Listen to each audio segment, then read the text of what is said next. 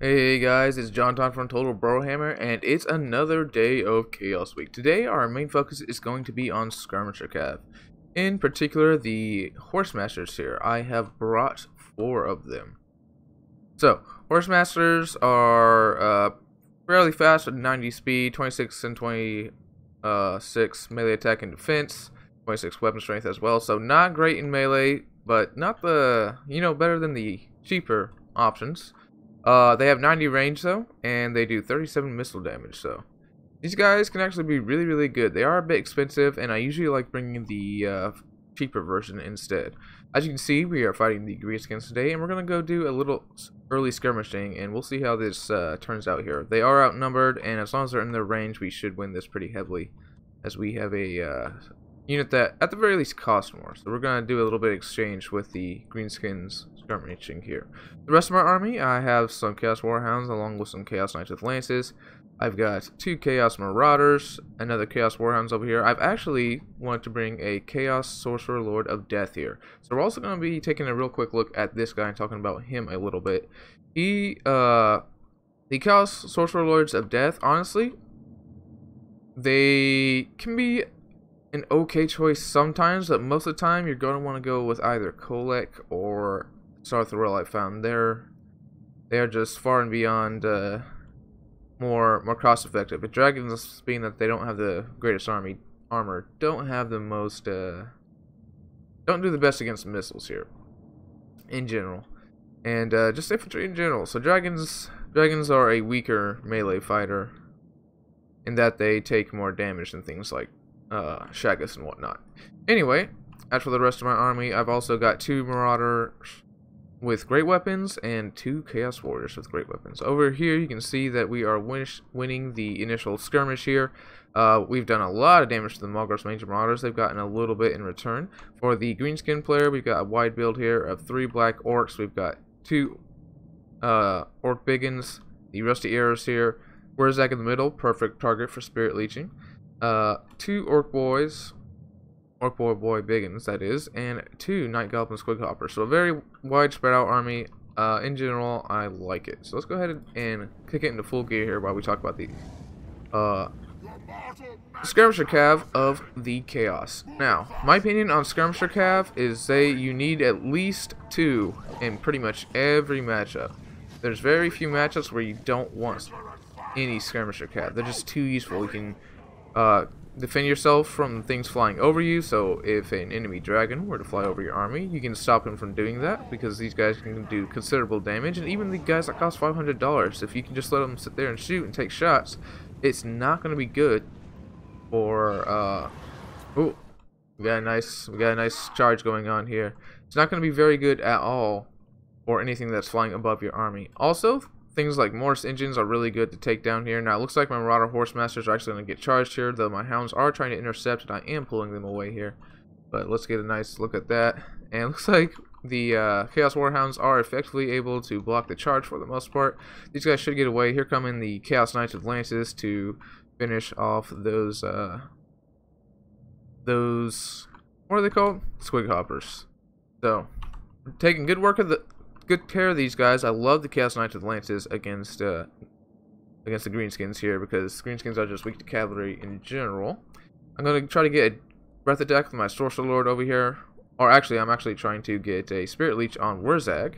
These guys over here are just shooting at these Night Goblin Squig Hoppers. They are taking fire from the Malgros Major Marauders, but honestly, they have armor-piercing fire, and if they're firing at anybody, I'd rather it be my Horsemasters. My army is slowly approaching here, and we're coming out ahead in this fight over here as we do considerable damage to these Night Goblin Squig Hoppers. They're going to shove off. I'm going to pull back. I don't want to get engaged in melee with these Black Orcs. So as you can see, the Rusty Arrows start shooting at my Lord, so I'm going to get out of there. Going to keep on coming back and forth for more skirmishing here as my army approaches. We're doing, even though these guys only have, how much armor piercing these guys have? So they only have 8 armor piercing, but they're doing pretty good damage to these Black Orcs, I got to admit, because they do not have any shields. As you can see, they are taking some javelins to the face, and some of them are finding their way through the cracks in their armor. So that is pretty cool there. Over here, I see a good opportunity to get the Death Creepers. I'm going to get a rear charge on these Black Orcs. These Orc Boy Biggins are coming through now. The rest of my army is just staying back a little bit. No reason to approach quite yet. I do have the skirmish advantage, so I'm going to take advantage of that. I'm going to be sitting my dragon over here, seeing that these Orc Boy Biggins are going to be coming in a prolonged fight. I don't want to be fighting against them, so I want my fear and terror to be on this side of the map. As you can see, he's now pushing forward with his infantry, realizing that he is losing the skirmisher fight here. So over here, I'm going to start shooting at these Orc Boy Biggins as they only have 50 armor, and as you can see, we're doing considerable damage to them. These guys are no joke. I am absolutely loving them. As you can see, he turned around, and I'm going in for a big charge with all my cav. I want to get these guys off the field. If you can take care of an enemy's mobility, then you can pretty much dictate the pace of battle here. So over here, I'm engaging Piecemeal. He is going to momentarily get onto my Marauder Horsemen. I will move them. They are getting a lot of good damage with these Black Orcs. So as you can see, Marauder Horsemen are just so good. You can use them, like I said earlier, to chase down things. You can throw them in melee. Late game, they're excellent for cycle charging weakened units. We got a Foot of Gork going down here. Did some fairly good damage. Does not look like it was overcast and was only on Marauder Horsemasters. So thankfully the Chaos Knights of the Lances were spared here. Looks like his Orc Boy Biggins came back. I'm going to send the dragon into them in a moment. As you can see, the dragon is dancing around. We are engaging across the front line here. Of course, the Marauders lost to the Black Orcs pretty heavy. The Orc Boy Biggins are going to be running in here. I'm going to throw some hounds in just to try to pin them down. As you can see, the Marauders actually took care of the Night Goblin Wig Hoppers. I think I got a charge on them with these guys. I'm going to go ahead and chase these Ancient Marauders off the map. Dropping another Spirit Leech on Wurzag over here. I also have a Doom and Darkness over here, but I kind of used it at the wrong time. I'm going to charge into these Orc Boy Biggins again, and actually those are just Orc Boys, so no wonder they're so pitiful and just not doing anything. Alright, but as far as the front line goes, he's doing pretty well. I mean, I'm holding, but his front line is definitely superior to mine. I mean, he has a bunch of Black Orcs. He's going to come for a charge right here. I do see it. He is going to pop the wall, which is a good idea. Now he has some speed. However, he still only has 77 speed to my 90. And here comes some hounds. I'm going to block the charge with the hounds, then just have these Marauder Horsemasters continue throwing. As you can see here, the dragon is taking care of these Black Orcs pretty well. He's going to shot by the Death Creepers, and since like I said, he only has 70 armor, he is kind of susceptible to that. We made sure to get those guys off the field. Looks like we got another Foot of Gork going around down here. Foot of Gork is only useful, in my opinion, is if you overcast it. And at this point, I've been able to do a lot of skirmishing damage to my opponent, and despite my infantry being weaker, we've gained the mobility advantage, and now we can just do what we want. We can cycle charge with these guys. I can throw down a Doom and Darkness, do some cycle charging. That'll probably take care of them. My dragon's doing just fine. We've been Spirit Leeching Wurzag all match. Now we're going to have all my Marauder Horsemasters start throwing into him. And that's gonna be it for the Greenskins here. So, like I was saying, so the Sorcerer Lords on dragons are kind of squishy. Whenever I bring them, they tend to die very, very fast. There are no Kolek and Sarthrel, and I think that's the real advantage of Kolek and Sarthrel over these guys. These guys may have magic, and these guys may be able to fly, but they are just way more survivable. And the Chaos are a faction that kind of need their leadership. So as you can see over here, I'm going to try to get a breath attack, which I don't think I ever actually used during the entire battle. Let's go ahead and take a look at the breakdown here. So yeah, the Chaos Sorcerer Lord, one of the few matchups I think would probably be an okay matchup for him. I'd still probably want to go Sarthrel here, the Fear and Terror and his mobility, and Final Transmutation. Not to mention, and you can go the route of his other spells. Just a lot of things to like about Sarthrel. He's probably my favorite. I'll be making a separate video on him. But back to the Horsemaster. So they were doing a ton of work here. Obviously, my opponent's army wasn't the best here. It wasn't the worst either. Had he just micromanaged a little bit more. He was a little bit static, I think, and he needed to move more. But perhaps he was new.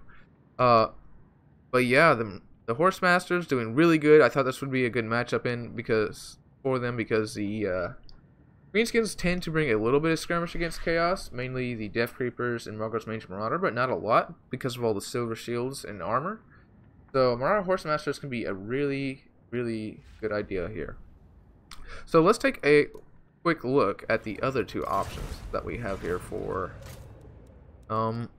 Skirmisher Cav on the Chaos roster. So, we have Marauder Horsemen. These are the guys I like to use the most. So, as you can see, they have 22 and 20 versus the 26 and 26 of the Horsemasters. Let's actually compare their stats here. So, overall, Horsemasters are about 50% more expensive. Let's see how their stats stack up here. So, melee attack and melee defense is not worth bringing them to use in melee. They have slightly less ammunition. However, they have +8 missile damage, which is pretty impressive, although they do have that less ammunition, like I said. Overall, they also have a little bit more health. I would say it's less of a risk to bring the Marauder Horsemen, and would probably go with them 8 times out of 10. Now, we also have the Marauder Horsemen with throwing axes, which function the same way as the other two. However, these guys have a lower range at 70, and they have armor piercing. So, very, very good. And, I never noticed that Marauder Horsemen with throwing axes have a bronze shield. I never noticed that. So, that's actually pretty cool. They have a... Is that really 35%? Nope, just 30%. So, they have a 30% missile block chance. Another reason to like these guys. And you want to use them against factions that are obviously heavy armored here. But as you can see, the Marauder Horsemasters did pretty well, even against the armored Black Orcs, though. Of course, these guys would be far more effective. But yeah, guys, just the extra mobility, the cycle charging, the skirmishing, the just being all over the place. You can use them to run down archers. You can use them to run down fleeing units. You can just skirmish. You can run them into melee. You can block up charges. These guys are so useful. I think you need... at least 2 in nearly every matchup. I can't think of a matchup off the top of my head that I wouldn't want some of them. I'd want them against Beastmen, definitely against Bretonnia, obviously the armor piercing version. Dark Elves, you'd probably want Horsemasters or the regular guys because they tend to go Witch Elves. Dwarves, you probably won't bring any against Dwarves just because their missile power is just far superior. And you might also consider not bringing it against the Empire if they're going to bring a cannon, because they can... just take those guys out long range, and they can have their guns defend close quarters. So it's probably still worth bringing 2 of them in the Empire matchup, though. I'll say that. Yep, against Tomb Kings, Vampires, Kill the Morse Engine, definitely against Vampires, against other Chaos players and Wood Elves. So yeah, there's pretty much, besides Dwarves, there's not a faction that I don't suggest you bring at least 2 of one of these 3 units here. But anyway, guys, well, actually, before we go, let's talk about the Sorcerer Lords here real quick, since we're probably not going to have a video dedicated to them. Let's take a look at them compare. I mean, in melee, they, of course, they're not that much worse than Kolek in melee. It's just that Kolek has holy shit. Kolek, let's see how much this health this guy has on Dragon here. Alright, so with all his... what I brought in that, let's say we bring Fate of Buna and Spirit Leech. And sorry, this is taken. So he's 2,800. And his stats are 46 and 40. So yeah, dragons just don't have that great combat stats compared to Kolek over here. Plus he's just... he's not that much tanky. He's about 1,000 tankier, which is significantly tankier, but the 30 armor is really going to help. He's slightly slower, but he's faster on the ground. He has Stand Your Ground, which is really good. Standard Die, really good as well. So these guys, not great. Good every once in a while to throw your opponent off. A really niche pick. Very expensive. Most of the time, you're probably going to want to go with the Mighty Sarthrel or Kolek Suneater. But feel free to try them out. They're definitely good. I'm just saying there's better options, I think. In any case, this is Jonathan for Total Brohammer, and this is Chaos Week. Bye, guys.